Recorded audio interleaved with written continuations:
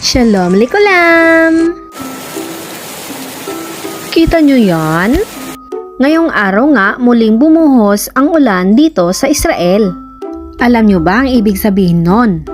Ibig sabihin, it's a sign. Opo, tama. Sign na ito para mag-move on. Ay, ba't ibang sign naman ang nasabi ko? Excuse me po. Sorry. Balik tayo sa sign na sinasabi ko. Dito sa Israel, pag ganitong uulan na, sign na ito upang ilabas ang mga jacket sa baul. Opo, tama. Malamig na. Sinlamig ng Pasko mo na wala siya. Ay, ba't napunta na naman doon? Pero aminin mo, nakarelate ka. Yee, aminin.